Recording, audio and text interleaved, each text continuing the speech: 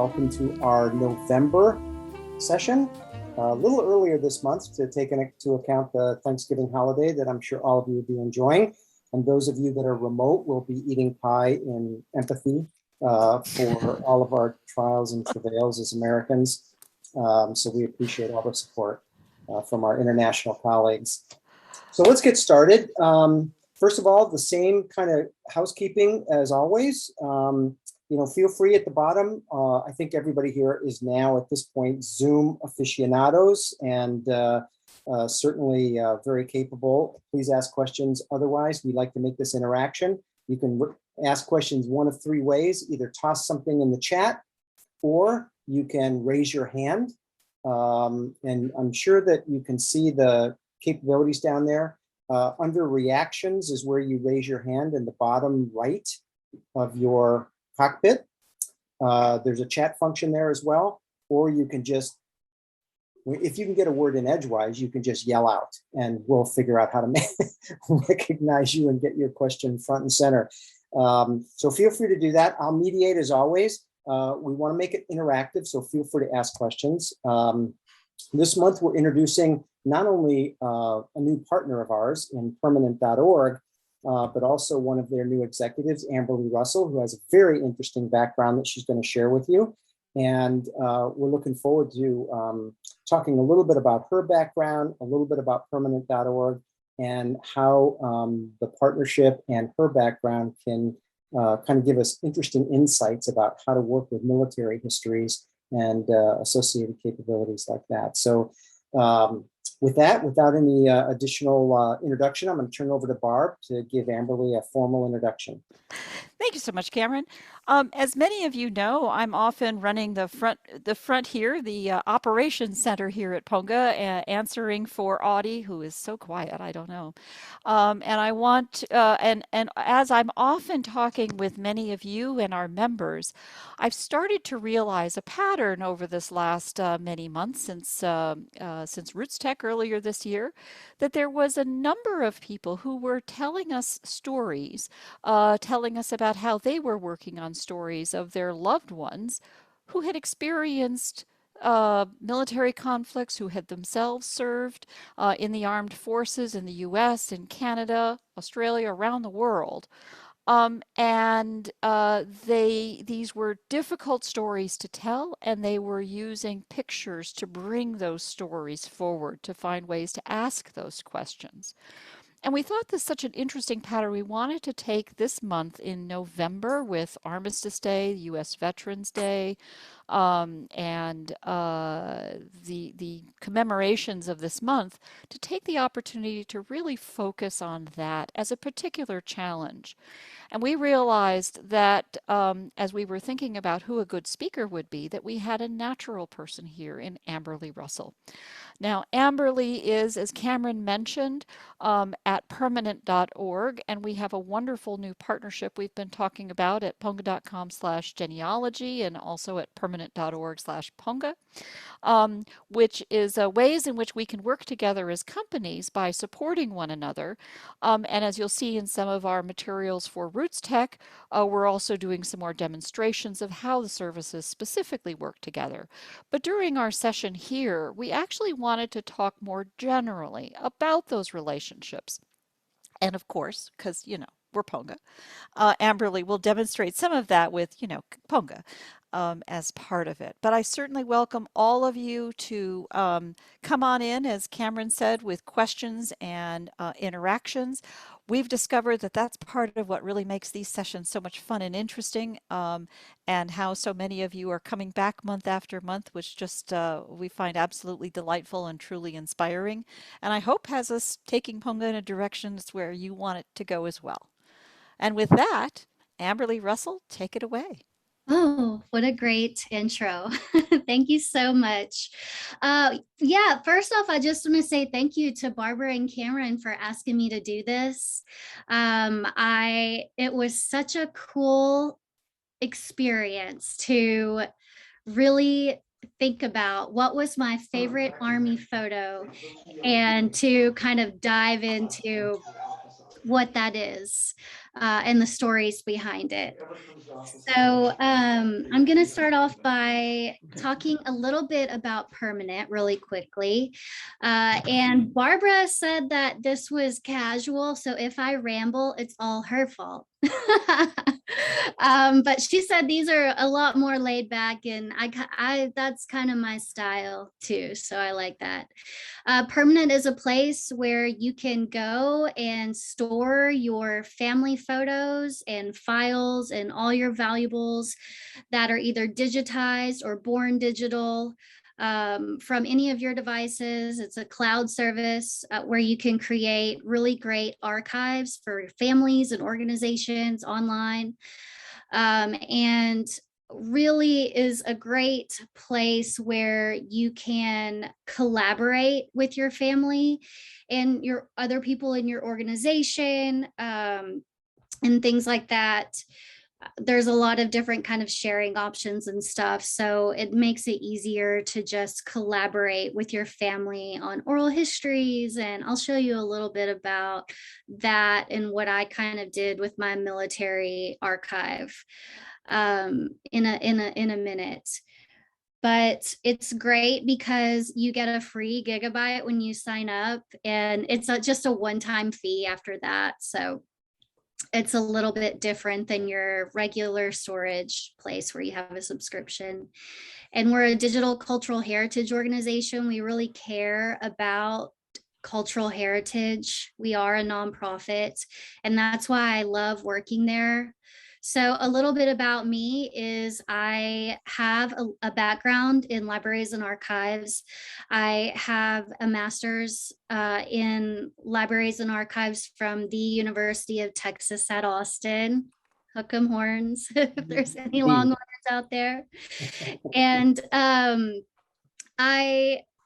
it was such a great experience there because I got to work hands-on with the Texas Music Collection.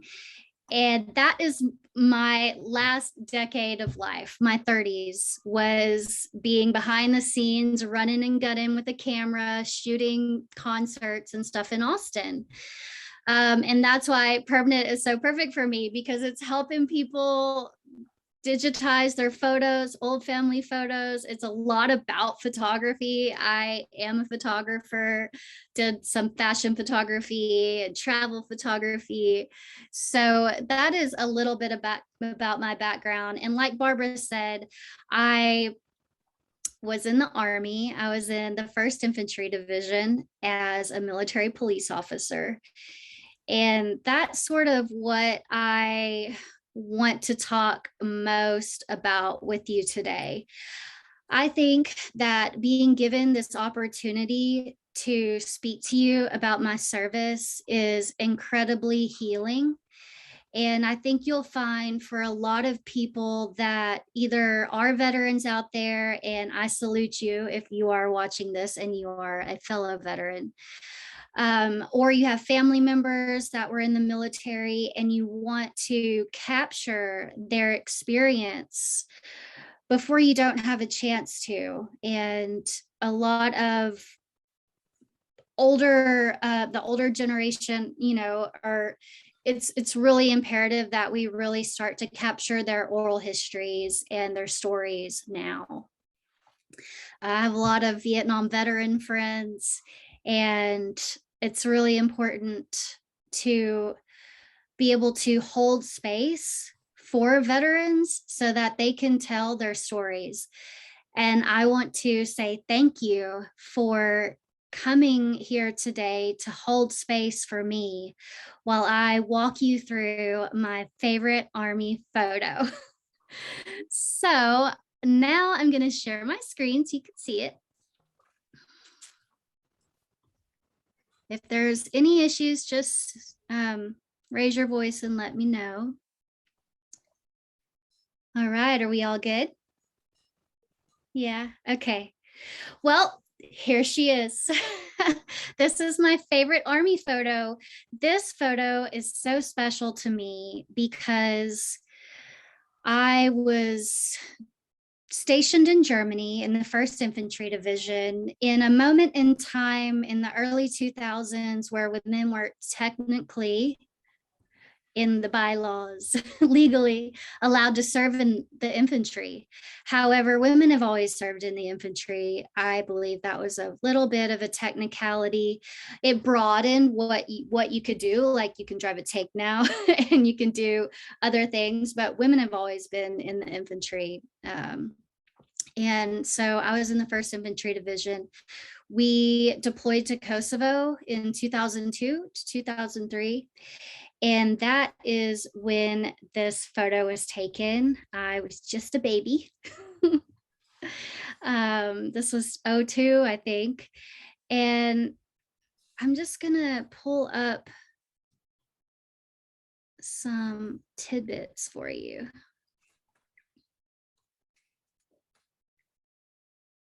So, Ramen for dinner? yeah. Yes. And So you can see here that I am happy, right? I look happy. I was happy. I think everyone in that photo was having a really good day. And I have to say that sometimes that isn't always the case when you are serving in the military. But I try to think a lot about the good times. I think that thinking about things like this photo and the sentiment in this photo and the faces and the emotion in this photo is something that really carries me. I don't know if any of you have read Tim O'Brien's work, The Things They Carried. You'll see one of the tabs in here is my thesis. My thesis was about my time in service. I have also a master's in literature from Texas State University. And I wrote about proper representation of women in combat in the media. So sometimes in the media, I think females in the military are portrayed in a hypersexualized way, even in video games and also in literature. And so my thesis was really arguing for creating agency for female veterans and showing what female veterans really look like.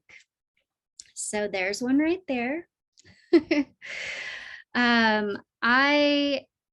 This was at a time when we were patrolling villages and we would do a lot of checkpoints at night. I worked a lot at night, but this was one time where I got to be out in the day and to meet kids. Kids were the best part about my deployment.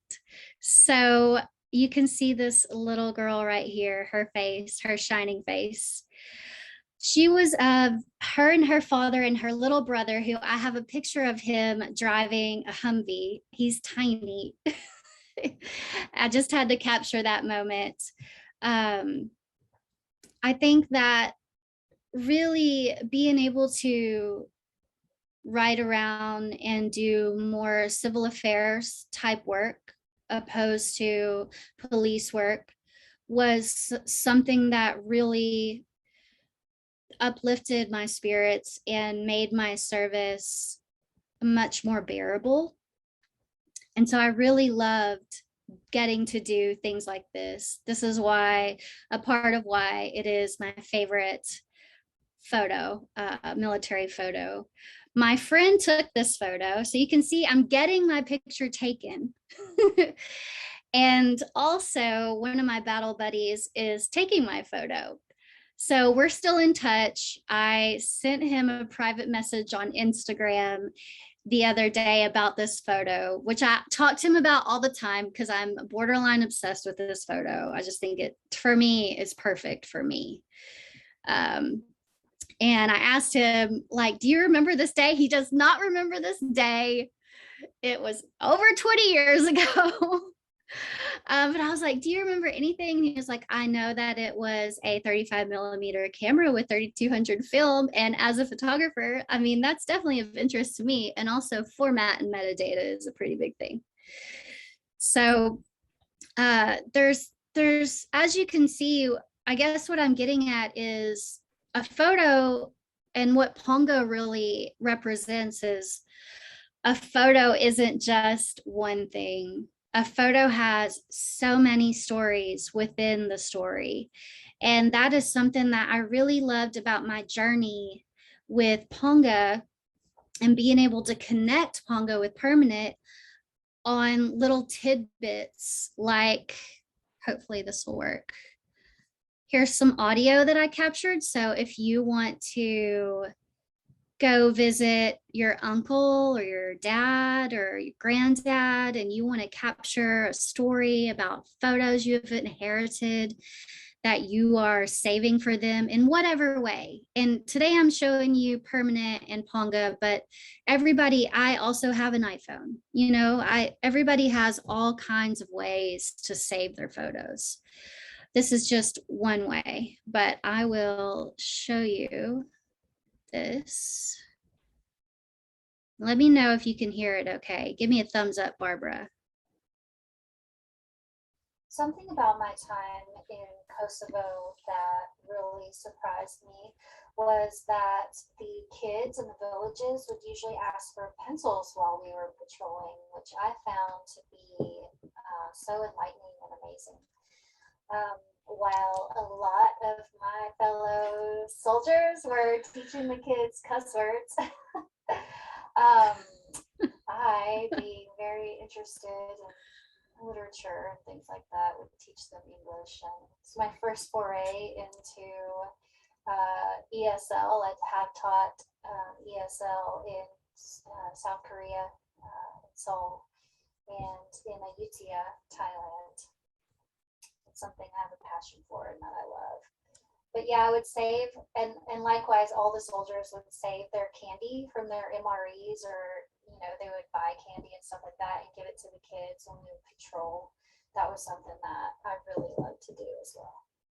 The kids were the best thing about being in Kosovo for me. So as you can see, that is just another like mixed media kind of element that you can add to any story that you're trying to tell. For me, that was important, an important piece to what this photo entails. And I have other media in here. Like if you or anyone you know has done an interview about their service, I did. I get asked sometimes to speak on my military experience. I think that the female veteran community is pretty small.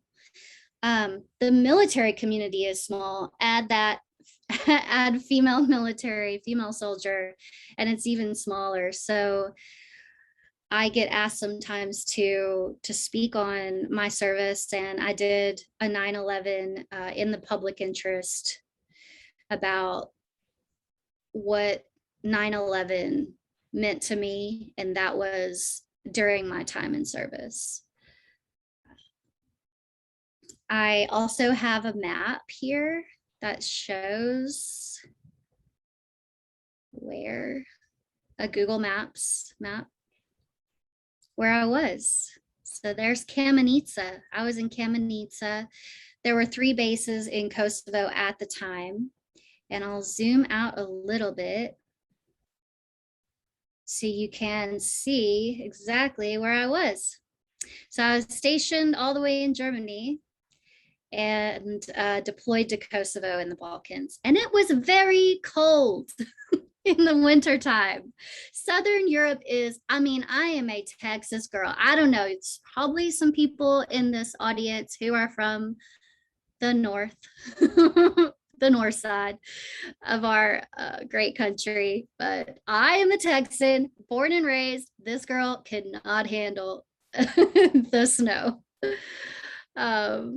But yeah, there was so many great things about my time there. And one other thing I wanted to show y'all was, just go here. So as you can see, this isn't done like an archivist would do it. Honestly, I wanted to kind of show what a family would do if a family were kind of collaborating on the journey of their family's military history, with many people adding to it in all kinds of ways. This one is one of my favorites. So this is where I stayed when I was deployed in Kosovo, in this little tiny trailer, and we didn't have a mop handle. So I fashioned my own. It's you know, you do what you gotta do. But that's where I stayed for a many months. Checkpoints and exercise, and y'all aren't gonna believe this. So every Veterans Day, my little nieces and nephews ask me what military photo they can have for their school, because schools do Veterans Day honoring veterans every year. And I'm always I've given them very sweet photos, but they always pick this one. So I'm like, I don't know. I guess because I look hardcore or something in that photo, but I was pretending to be mean, I guess. And I have like photos of Kosovo, and I served with these nice gentlemen from the United Nations, some from Egypt, some from other places. We were also with the Russian military police as well. So that, yes. Amberly, maybe you can give us a little bit of advice when we're talking to people from the military, family members, friends, you know, maybe people that are just related in photographs that are not personal to us, but may have a story to tell there. What's the right way, kind of the right angle of question? Obviously, a photo will drive some of it. You know, you've got an interesting collection. You have everything from this happy photo to badass guerrilla warfare, which you just showed us. And what is the right way for us to think about engaging the veteran around things that might tease out those great stories without getting into, you know, heavy emotional content that might cause them to just shut down? I'm so glad you asked me that, because mental health in the veteran community is something that's very important to me. As a veteran, I'm connected to a lot of veterans organizations that do amazing work for like music therapy and art therapy and retreats and things like that for wounded warriors. And something I've learned in all of that time, in not just me having that experience, but speaking to other veterans that also have kind of been through the similar experiences myself. And everybody's different. I have to say, I have interviewed people, I've been interviewed. It's a skill set I have, even if I'm fumbling right now. but if you haven't done that, you know, you're a human being and you can tell when someone's uncomfortable. But there's something that I usually adhere to. If you can visibly tell that someone is getting uncomfortable, and if they're your family member, you're certainly going to know. Back off. You know, tread lightly, I would say. And I would say holding space is an art. Holding space for those stories and interviewing people is truly an art form. Some people are very gifted at it. You do not have to be a professional to hold space for someone. You may not know anyone in the military or have been in the military, but we're human beings on this earth going through something profound at the moment that is a collective trauma. And I would say that you understand what that is, right? So when you're speaking to someone who may have been through like trauma experiences, let them have space. And what I mean by that is just silence, you know, maybe just have a little bit of pause. And if you see someone being uncomfortable, now if they are like loving it, laughing, telling you all the crazy stuff that soldiers do, because we did some crazy things, y'all. Fun stuff, like just shenanigans, you know. If they're hamming it up, just go for it, you know. And what I would say is that if that is happening, try not to give a serious question at that time. Let them have their love and light, let them have their good feeling, because they may not have thought about that traumatic incident that day. It could be a daily thing. And if you're giving them a moment of beautiful happiness and light, let them have it. Even if you want to know, like if you are interested in like military history and like strategic warfare and things like that. I think as far as like mental health goes, that's the best advice that I have. And I hope that helped someone. Well, that's great. Yeah, I think that's great. And I have several members of military conflicts in my family, and I will say that the humorous stories are sometimes the most poignant, frankly. And they do have, we all know how horrible war can be, but we don't all know all the humorous, funny interactions that go on while somebody's in a deployed forward situation. And so I think that's a really good thing. If you can find those moments of humor and those anecdotes, that's a pretty special thing.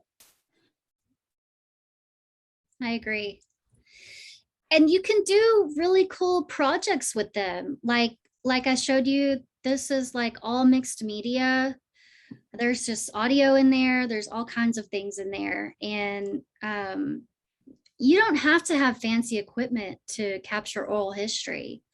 Phones are so great now that you can just record a phone call. You're all on Zoom, so you obviously know how to do that.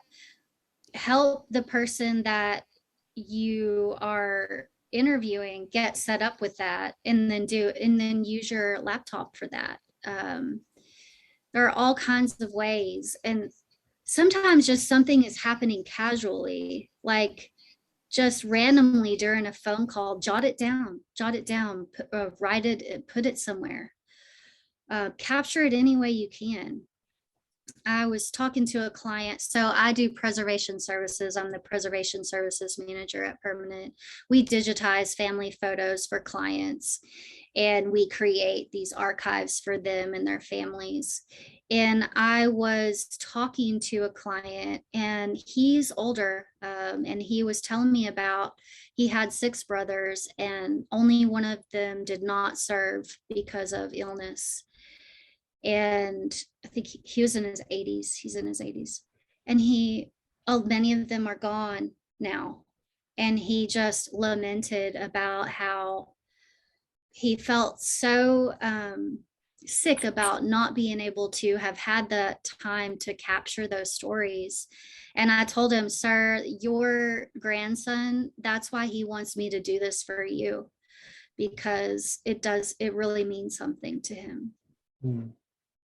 And he told me some great stories. That's really great.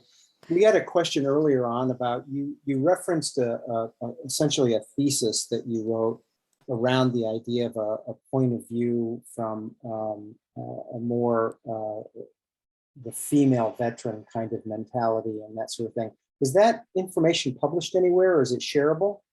It is published. I can get you might have to refresh, but let's see. I put so much stuff in here, y'all. Okay, I have 2 master's degrees. I am a nerd. I am a nerd. So I did so much research on this. But here is my Click that button that's showing it going out, and that'll oh, open it it's in another window. there you we go. go. Cool. And then you can copy, well, that's going to your Google Drive and pop No, that it's into the not. oh, It's not. I can just put it in the comments. there you go. Thank you, because if you've ever written one, nobody wants to read it. Beautiful. They just sit there. Thanks, Amberly, for sharing that with Yeah. everyone. Yeah. Sure. Do you have, as a follow-up to that, do you have any specific advice for ways? I mean, let's say the technology goes away because, you've set it up and you've got an opportunity to have a conversation with, say, 2 people who were buddies in a conflict or in service together, and you have an opportunity to sit with the 2 of them. What do you recommend for having that kind of a conversation and still having it be productive without just devolving? In other words, how do you keep them on the narrow to collect references and things that can be more than just 2 bonding to each other? Have a list of questions, and always have a list of questions ready, even if you never use them because they're giving you what you need. Just having that, because there are pauses in an interview and gathering oral histories where it's not really moving forward. You need to be able to like drive the conversation forward. But I would honestly, if you're capturing this for, if you're needing certain details, go ahead, and I think you will know by their body language and how they're feeling when they are telling you these stories if it's okay to continue to ask Right. questions. Well, you just answered a little piece of it there with an expression, honestly, I'd not heard before, which of the give them their space. And I mean, I know that expression lots of different ways, and what my mother used to call a pregnant pause, allow for the pregnant pause. And that give them a space, and then this idea that it's like a rubber band. It's sort of expanding and stretching and contracting again as you move this conversation forward. I love that visual illusion. Really helpful. Yes. Excellent. Does anybody else have any questions? If not, I'm going to do a little exercise. Is that okay? Yes. Absolutely. All right. So I'm going to pull up a photo, and we're going to play a little game called A Million Little Stories.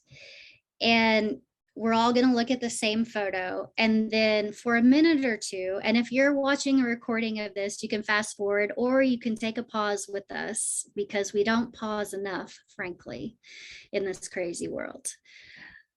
I'm going to show you the photo, and everybody is going to write one sentence, only one sentence, a story about this photo. And we're going to give you some silence for a minute or 2. And Barbara can come back in when tell me when that's up.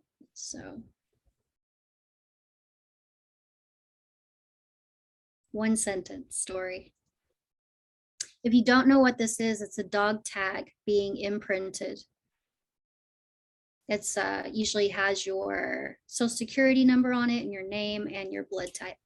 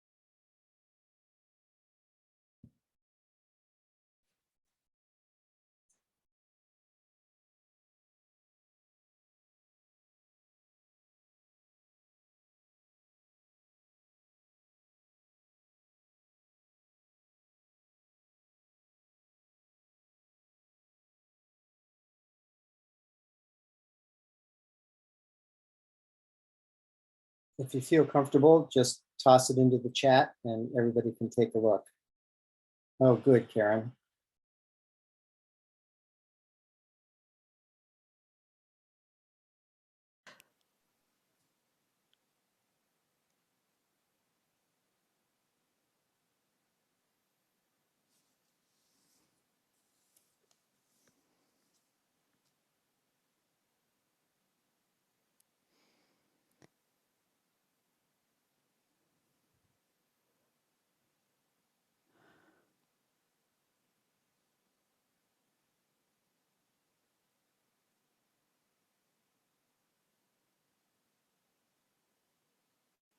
Must be a strange thing, Amberly, when you're thinking about what goes on actually in the field, that every one of these, even when they're not attached any longer, represented an actual person.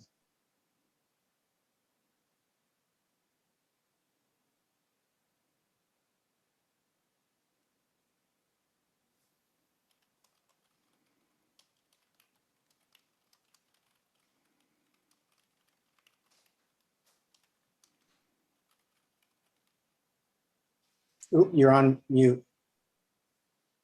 Amberly, you're on So mute. much. Thank you so much. There you go. What I was thinking about when I was looking for this photo, or when I was trying to decide what photo to do for this exercise, I'm an analyst by trade. I have done a lot of analysis in my life. I used to be a systems analyst in a former life when I was a corporate girl. And I really thought a lot about what photo to choose. And I really thought it shouldn't be me. It shouldn't be a person. It should be abstract. And yet what comes up is people, you know, and and what this represents is so many things to so many different people. Like, I really love what Karen said. Letters and numbers, unique as snowflakes, harsh as war. And Cameron said another one, into the breach for freedom. And who wore these tags? An identity, personal details pressed into metal for eternity. What body will this touch and where will it travel? Getting tagged as prepping. Having a dog tag of someone that was killed in battle can help bring closure to a family. Those are deep and really beautiful. And thank you so much for taking the time to be so thoughtful with that exercise. Yeah, that's a great photo. That's a really great photo. I suspect that you've got a lot of very powerful images like this that you've collected over the years of your service. So maybe some of them interesting being, you know, an infantry person, maybe even more of them being a military policeman. I suspect that that had its own interesting color associated with it.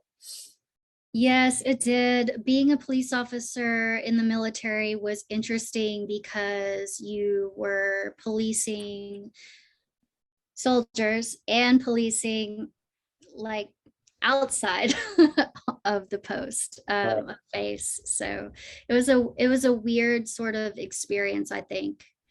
But one that I'm really grateful for. I chose to be an MP because my grandfather was an MP in the Korean War. And he never told, he never told his, I'm so glad you said that. He never told his stories to anybody but me. He never did. I don't know what it was about me that he told me all of his stories from Korea. And that's why I chose to be an MP. He was on the DMZ. Wow, was it? Oh, wow. Yeah. That's great. Yeah, I think, you know, I don't know how many people on the call here have, you know, relatives that are veterans or currently serving. Yeah, me too. I mean, it's hard almost to run across families that haven't participated at some level. And there's been some really good positive outcomes, unfortunately more negative than good ones, I think, as it relates to later day conflict. I just read an article today or within the last 2 days that we have just passed this past month that there are more soldiers now alive from the Gulf War than there are all the previous wars put together, including Vietnam. And, we've kind of reached an interesting kind of turning point, I think, in terms of the kind of wars we heard about and read about and saw in movies to things that have become much stranger, much more dangerous going forward. And so the stories we're likely to hear from friends and relatives are very different than the ones that my father told, for instance, Amberly, as being a paratrooper in the Korean War. So his stories were much less conflict oriented and much more on the humorous side. His story sounded more like an outtake of a Bing Crosby war film, that kind of thing. Whereas my uncle's stories more sound like Apocalypse Now. And it's interesting to just hear the differences in how interested people are in telling some of the stories and how they're not. My uncle, for instance, won't tell a single story about Vietnam until he spent easily an hour and a half in an AMVETS getting good and liquored up. Then they all come pouring out. But yeah. That idea of storytelling as healing, I think, is really important. And then you just alluded to it, talking about your grandfather finding you as the only person he would tell his stories to. There's all kinds of complicated psychological issues as to where that's coming from. But all of us as mere lay people to be able to just use our human empathy to listen and to tell and create the opportunity and objects. Earlier we've had many stories told about objects, how objects can be a way to sort of separate the person and give it a little space, give it a little distance to then be able to get into that story. I think there's something so symbolic with dog tags that way, or a cameo, a piece of jewelry, a cog, the most innocuous pieces, which that become such important mementos as families. And what are we doing with mementos? We're thrilled with the idea of people using photography to effectively digitize a memento, digitize an object, or create a way that the object can be shared as a family. It can only be passed to one person, but it can be digitized and shared as a story. Yeah. So important. And that's what academic archives do, so that they can share things with the public online about what artifacts they have. Like the Smithsonian just did a bunch of that. And Oh, yeah. And these small museums. It's one thing when the Smithsonian, the British Museum, and even the Yeah. new museums that they're virtually all digital. But these small local museums, and I know the Permanent has been very, very helpful to that effort, but really helping small museums do that kind of thing is lovely. My own family history has a little tiny, county museum in Abilene, Kansas, and there's little bits of, clothing they wore, things like that, that are just such a treasure to know that there was a family connection to that. something interesting, I love listening to podcasts, and there was a podcast that Brene Brown did on Spotify with a really renowned psychologist. I can't remember her name, but they were talking about stories of first responders and military veterans. And one of the unique things about, I know the Vietnam era and other eras of don't talk, like they don't talk about their stuff. And in this podcast, the psychologist also explained that a lot of first responders don't too. And it's not because, it's mainly because they don't want you to feel that hurt. Like they care about you and they don't want you to know. You know what I mean? Be Like they want to insulated from the protect. reality. They want to protect you. And a lot of times that's why they just keep the ugliness of the world inside. But I think with the generation, like my generation, the post 9/11 veterans and veterans nowadays, we're pushed a lot to tell. We're told it's therapeutic, and we're asked to share, not just in avenues like this, but with each other in groups, in like therapy groups and things like that, and how healing that is, especially for PTSD. Yeah. Kathy, you have a question. Yeah, this was more seeking opinions. Just back to the comment about museums and putting things in museums. I just wondered what people thought about, should you keep these treasures within your family, because we have a significant, well, I don't know, count significant, not enough to fill a whole museum, but some things that were quite significant given they came from places where most people are unaware that there were, I have a bunch of stuff from German prisoner of war camp that was in Canada. And a lot of people are unaware that during World War II, we actually had German prisoners who were shipped over to Canada. My grandfather was a guard there. And I'm just thinking, is it best that we keep the items we have, which are spread out, as you said, everybody in the family has one or two, or would it be better place to put all the items in a museum so that they are indeed preserved forever? It's a tough thing because everybody wants to have that little piece of grandpa that they still have left. So that was my question. That's a very personal decision, and a decision made by the family. But the interesting thing about archives, and especially smaller archives, is there's an archive for everything. And not to call her out, but my coworker Caitlin is an archivist. I just wanted to say hi because I see her. I'm not calling you out. I just wanted to say hi, and I love you. Thanks for coming. She is, y'all. She handles our knowledge base. She's the member success manager. She's like amazing. But she's also an archivist, and there is an archives for everything. If you decide to do that, they don't know a lot of times where everything is out there, and you can approach them. Yeah. So just a tip, like you can let them know. Victoria, you've got a question. Yeah, thanks, Cameron. It's more of, I wanted to show something. Can I share my screen? Of course. No, it's all good. It's not going to be some weird kind of picture from last New Year's Eve. So, well, we'd like to see those too, but maybe not just right now. Look, I wanted to show you what I did for my grandfather, who I never personally knew. Victoria, we're getting a little feedback from you.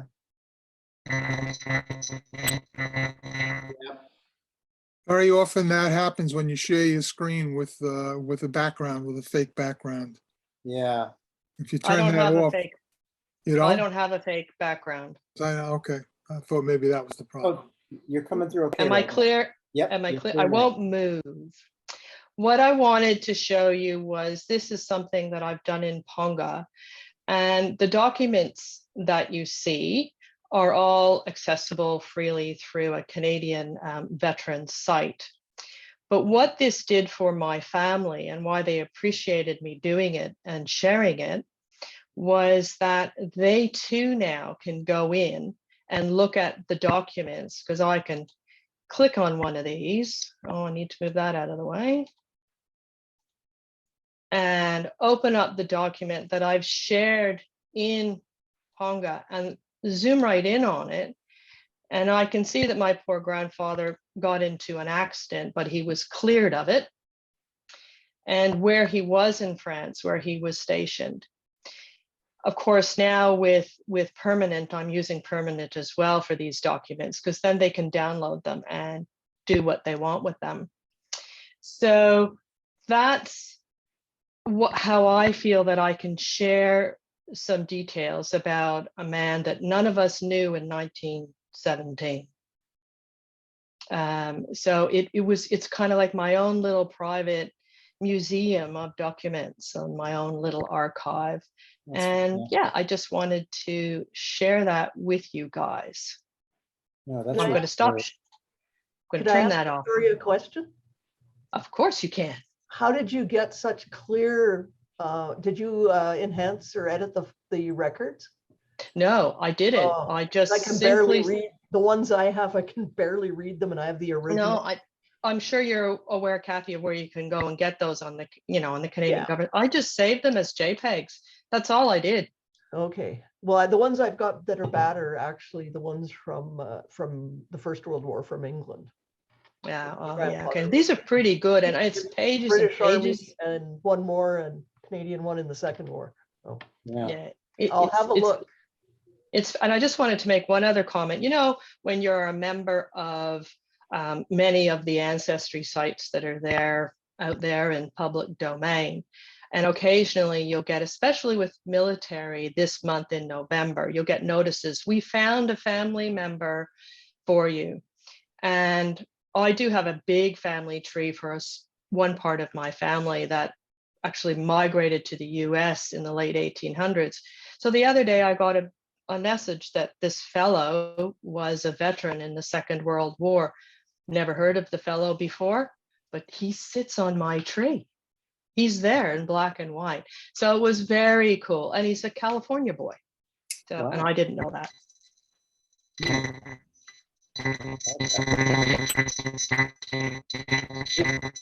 Hang on, pause for just a second and let that settle down. Now see if you can go again. I don't know what's going on No, I don't know. It's because I'm upside down. there. There you go. It's better.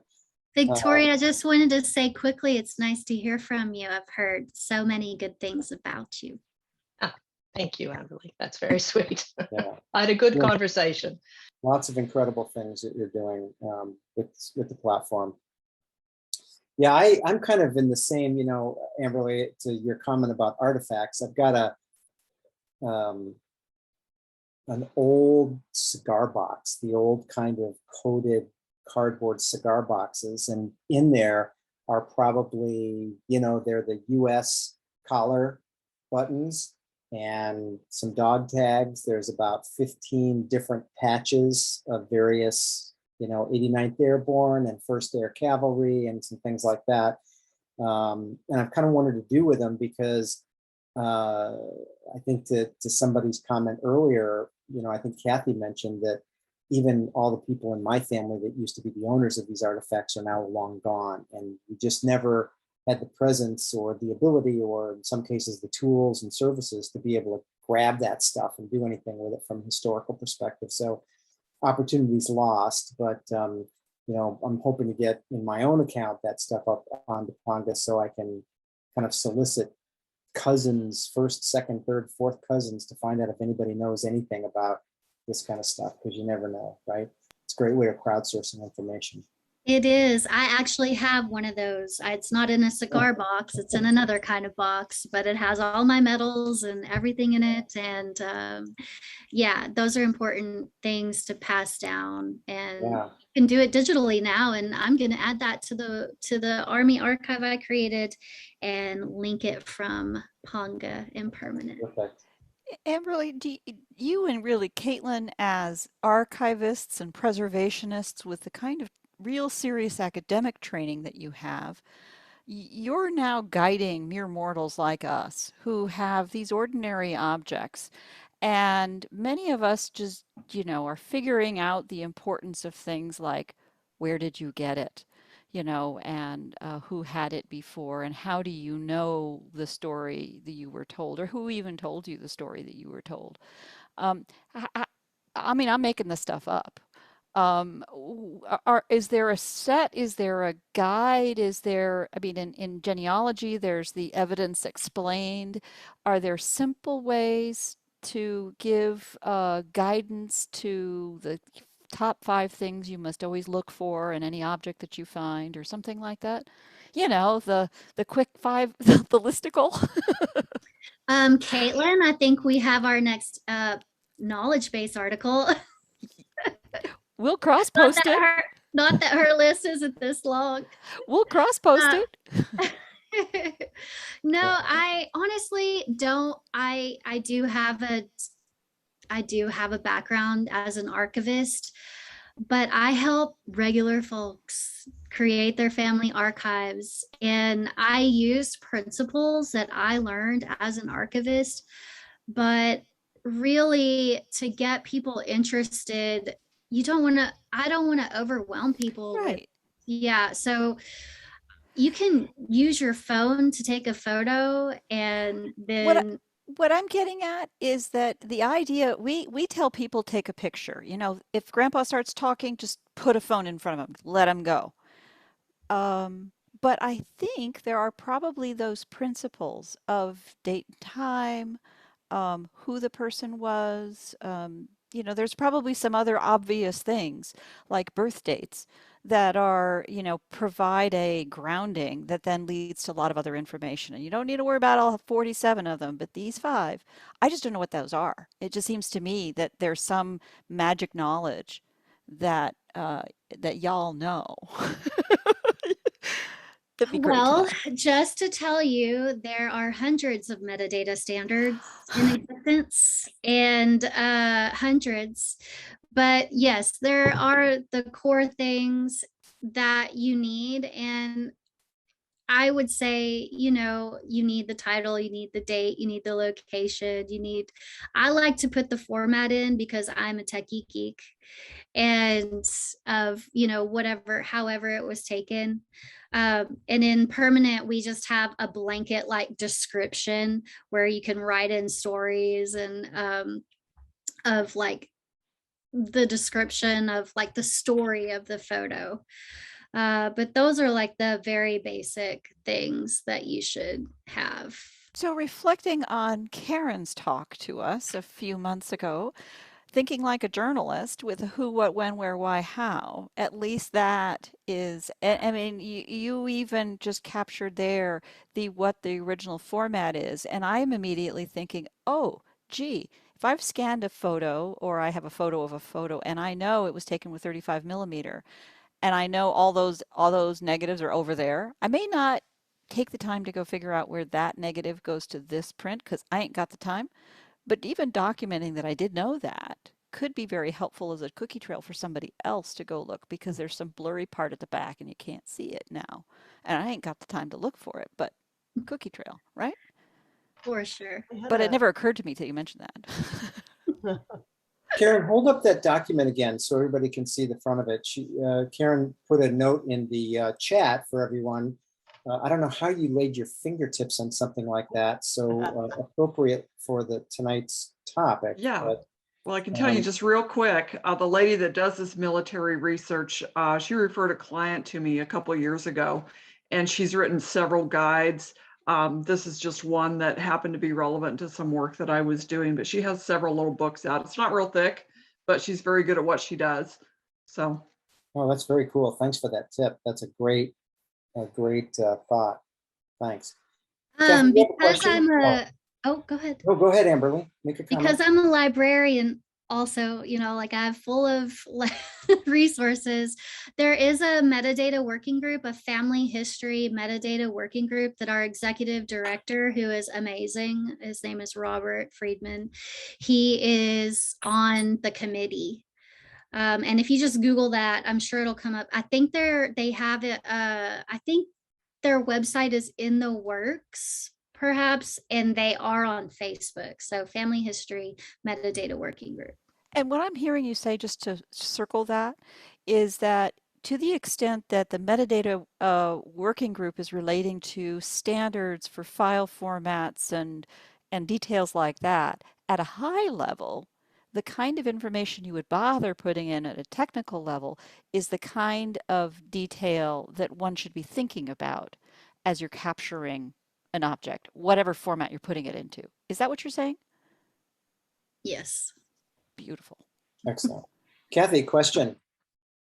This is more like a comment on what Barbara was talking about the are there guidelines from archivists? metadata is something that as photo managers were really obsessed, might be the right word about. I'm less obsessed than I used to be about metadata, but the basics. But the other thing that I learned in a session delivered by one of the photo managers who is an archivist as well was for basic recording of just basic information about physical stuff, because I'm doing that with a client now. And this might help you, Amberly, to prepare your next talk for us on what sort of the basics just for the regular person was what they call you'll know all these words, but it was the provenance, or where did it come from? Like, where did this thing come from? Which I think is important. And then like the date of it. And I'm trying to think of the other things, the date, like I think the who, those things, the who, what, where, and also where it is now. So as I have to get to the point of storing all the physical part for the client, putting down where it is, because this is a lot of stuff, like what box is it in, and things like that.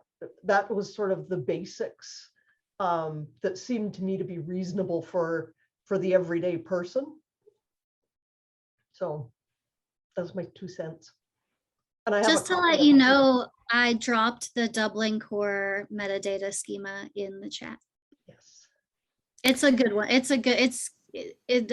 laid out really well. Oh, great, great.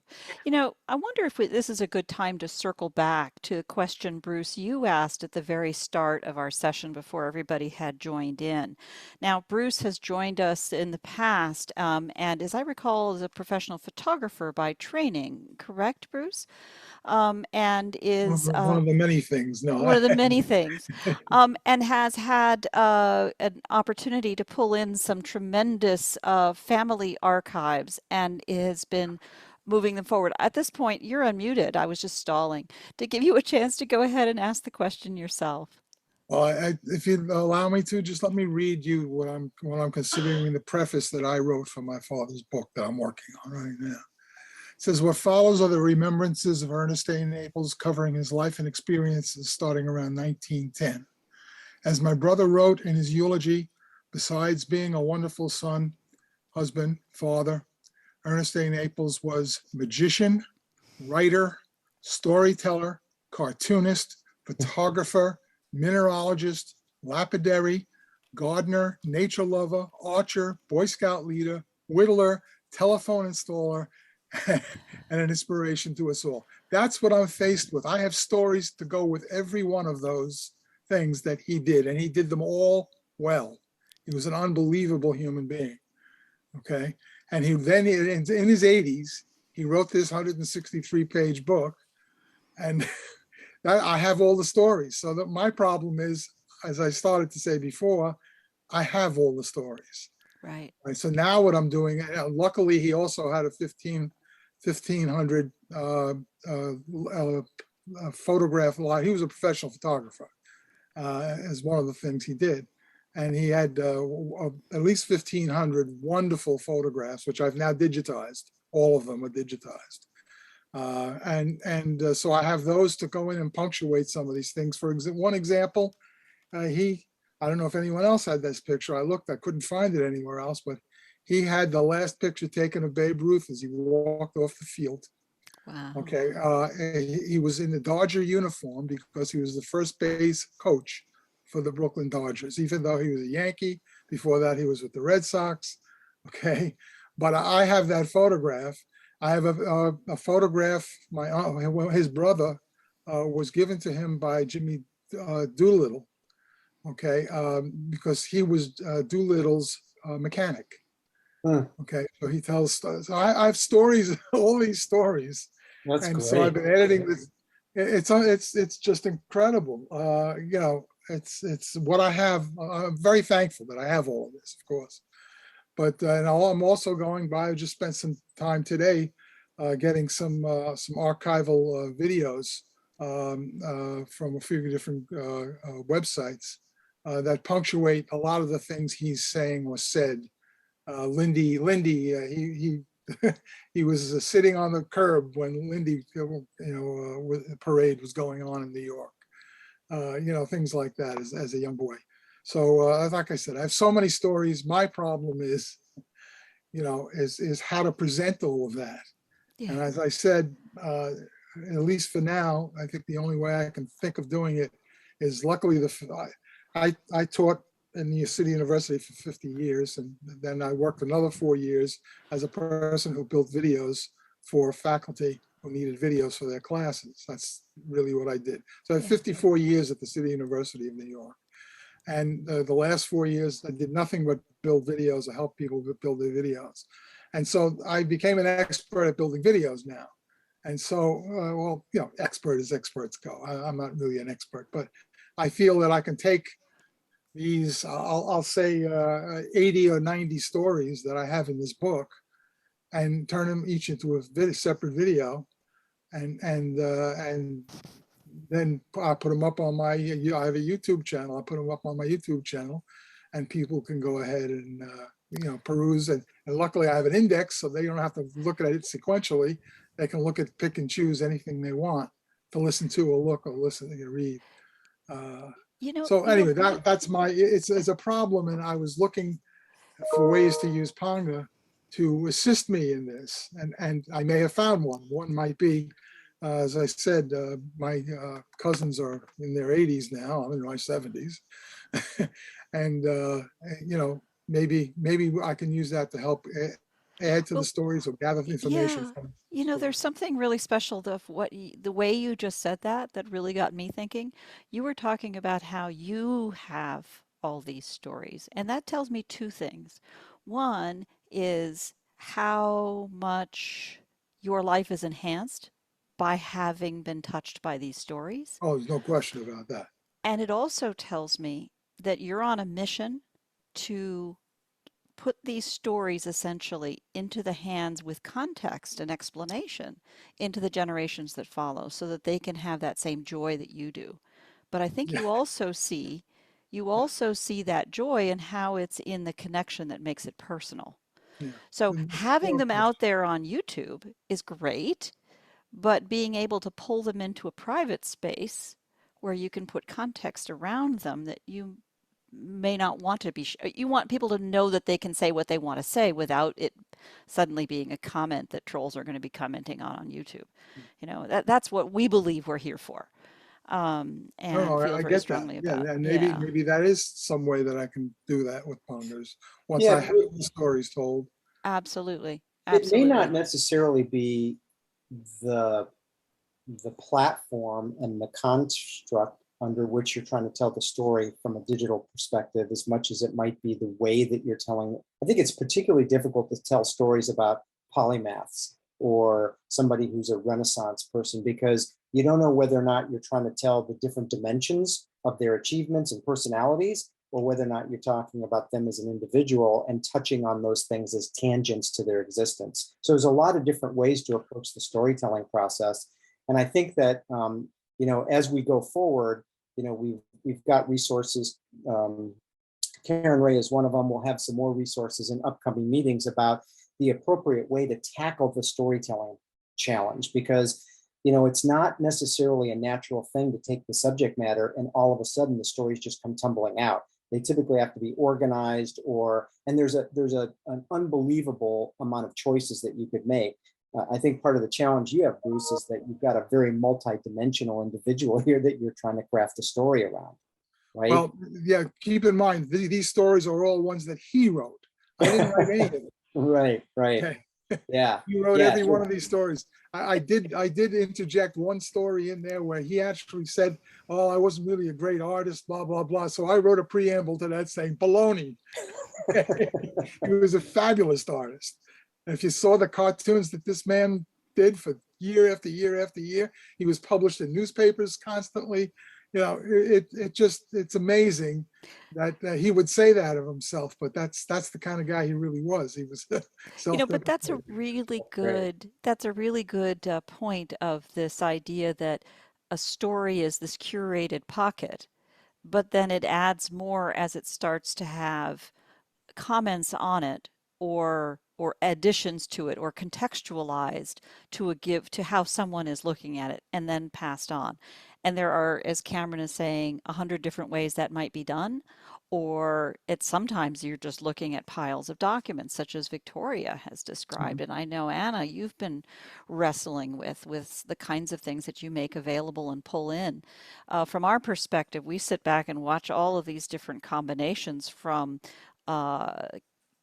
collecting the materials to crowdsourcing nuggets of stories that become more collecting, and then more curating to create something that's curated and then comes back around again to collect and Yeah, I think crowdsource there's a more. couple of things. Actually, this might be an interesting thing, Amberly, for you to weigh in on, because I think about this myself, is that, on the one hand, especially, Bruce, in a situation where you have this tremendous amount of data, and like Victoria was describing earlier, all these documents, from my perspective, there's the mentality of being the archivist, where you want to put everything there. You want it in context. You want it to be 360 degrees of descriptive information about that person's life.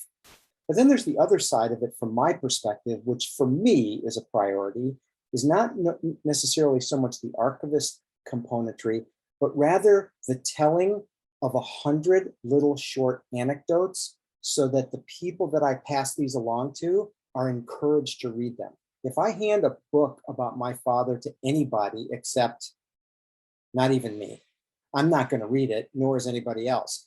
But if I can send them a lot of little snippets that are humorous anecdotes, or things that were examples of what made him the person he is, then all of a sudden, when I crowdsource this, or when I put these stories back into circulation, my chances of getting 100% participation and readership is really high. And for me personally, that's the priority.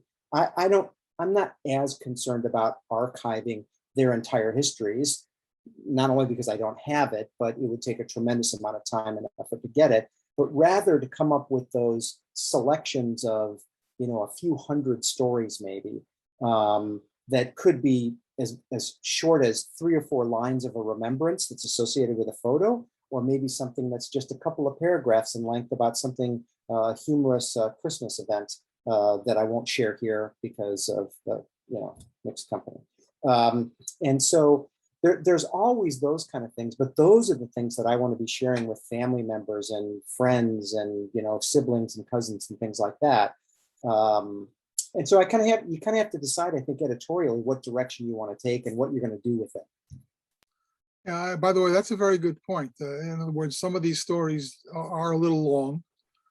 Okay, and maybe the thing to do would be to write a shorter version of it, and sort of entice people to want to listen to or read the Yeah, entire story. Yeah, I like that idea. yeah. Well, I think I got a reached. blog post out of that idea. I'm definitely on that one. Right, Victoria? Amberly, any closing comments you'd like to share with us? Yeah, I found y'all because I work at Permanent, and I just wanted to say I really love my job, and I really love what we get to do there. And I love the fact that I get to reach so many different groups because of that position. Our engineers work really hard, and I would be remiss if I didn't mention the behind the scenes people. And we have a really great user experience team. So we're small but mighty, and I think it's important for me to acknowledge them and to say thank you, all of you, for allowing me to share my military stories with you. Well, Amberly, and we thank you very much for coming along and spending the hour and some with us to give us a little bit more color about what Permanent's all about.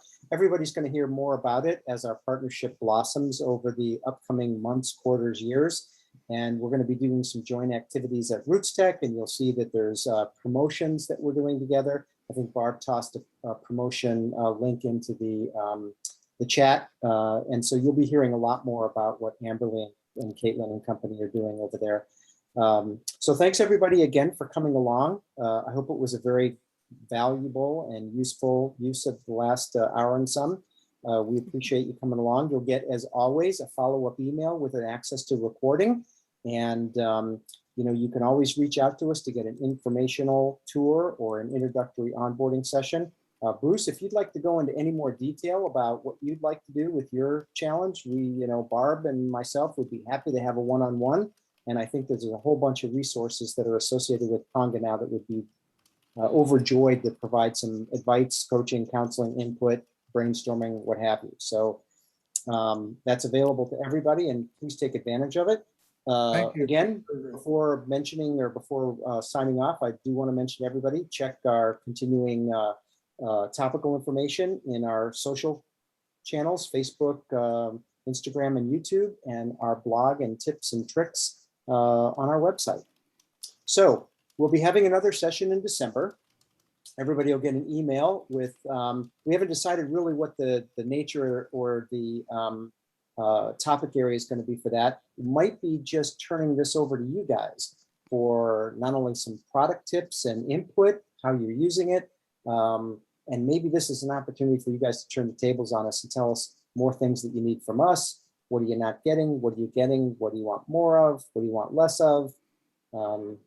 Including myself, if you want less of me, that's okay, I understand. But I would like to get some input, and Barb and I have been extremely complimented by everybody's involvement and support, and we appreciate everybody being sticking with us through the last couple of months of Zoom sessions and providing all this great insight into how you're using the product and the service. And so the more we get back from you, the better.